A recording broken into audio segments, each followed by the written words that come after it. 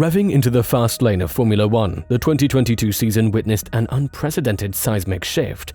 The arrival of new technical regulations brought a storm of innovation, with teams striving to establish their dominance.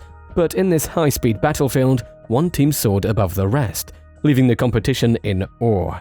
The RB19's groundbreaking floor design became the envy of the paddock, causing a frenzy as rival teams scrambled to emulate its success.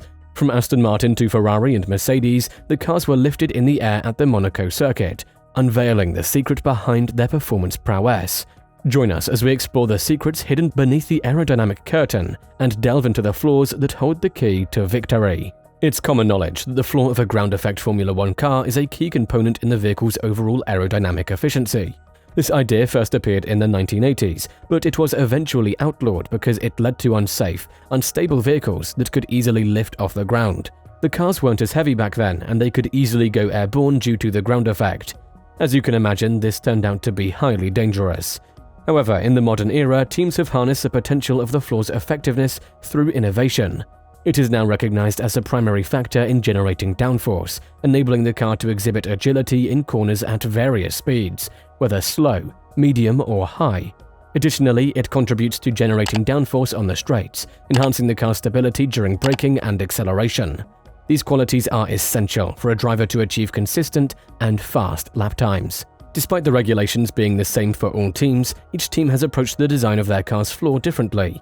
Formula One fans were surprised by the straightforwardness of the floor design on the Mercedes and Ferrari cars. This disparity became even more evident when comparing the floors of Ferrari, Mercedes, and Red Bull at the Monaco Grand Prix. The version of the Mercedes W14 floor used in Monaco was already upgraded, and not the previous, simpler design.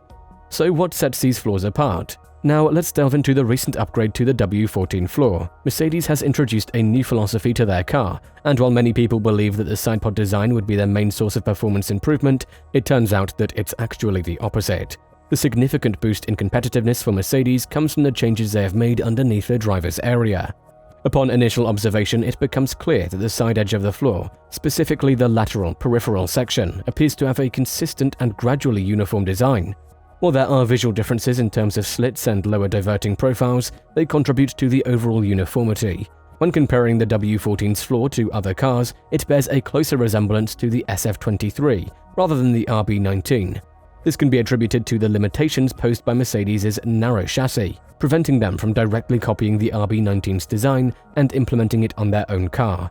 Despite the option to adopt the sidepod design seen on the current version of the W14, one notable difference between the floors of Mercedes and Red Bull is the profile of the front air conveyors. Mercedes has opted for a more arched profile compared to Red Bull's design. In the latest evolution of the Mercedes floor, the Venturi channels have become more complex, particularly in the central section. They are now split into a central and external portion, contributing to increased downforce generation. Mercedes has faced challenges with their latest car, particularly with increased drag and a lack of rear downforce. However, with the introduction of their new floor design, they are aiming to close the gap with Red Bull. Both Wolff and Allison are confident that this improvement will occur early in the season, possibly as soon as Silverstone, where Mercedes plans to introduce another floor upgrade. In contrast, the SF23's channel profile from Ferrari is single and maintains a more continuous shape without any interruptions. Ferrari received criticism for having one of the simplest floors, despite having a strong aerodynamic car in 2022. To catch up with teams like Red Bull, Aston Martin, and Mercedes, they needed to make changes to the floor design.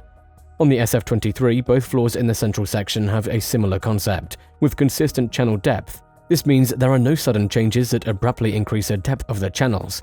Instead, they maintain a linear variation that aligns with the main profile of the channel.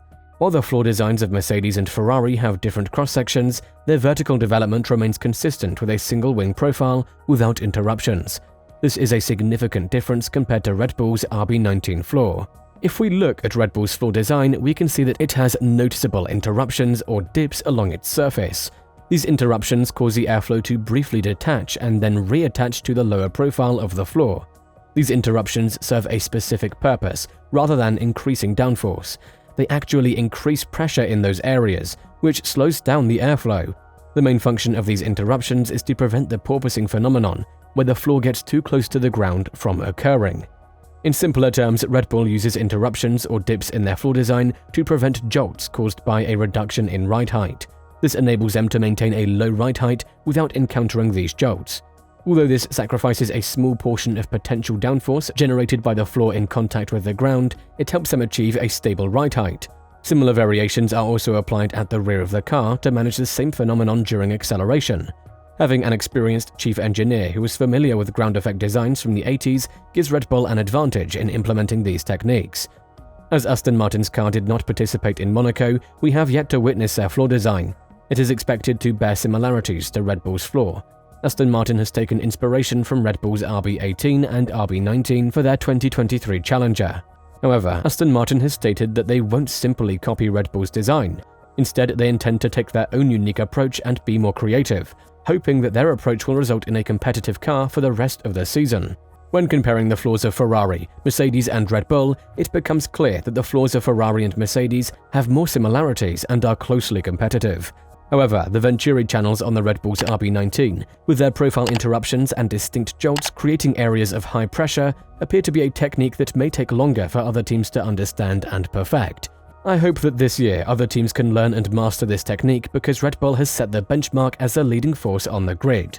In the upcoming races, we can expect exciting upgrades that will enhance the competitiveness of the teams. Ferrari plans to introduce significant upgrades in the Austrian GP, aiming to close the gap with Red Bull. Meanwhile, Mercedes, despite already making major changes to their car in Monaco, will bring another substantial upgrade package to Silverstone. These upgrades have proven effective, improving the car's consistency and addressing previous issues. James Allison, the mastermind behind Mercedes' success, has been tirelessly working since his return to the team. The Silver Arrows have the potential to challenge Red Bull for the top spot, provided they stay within the budget cap with these extensive upgrades. Aston Martin also introduced upgrades in the Canadian GP, although they didn't achieve the desired results due to optimization and other issues they faced. However, if they can rectify the situation, we can expect an exciting second half of the season. Despite having to sacrifice lap time for fuel-saving strategies, Aston Martin finished the race just 10 seconds behind Red Bull. This marked a significant improvement for a team that had previously fallen to 4th place in terms of speed. According to reports, Aston Martin's wind tunnel data and simulations are so promising that some within the team are confident their AMR23 car will match Red Bull's level of performance after optimizing the upgrades between the Austria and Great Britain races. Max Verstappen acknowledges the threat posed by Aston Martin and the potential for them to catch up quickly if Red Bull doesn't continue developing their car.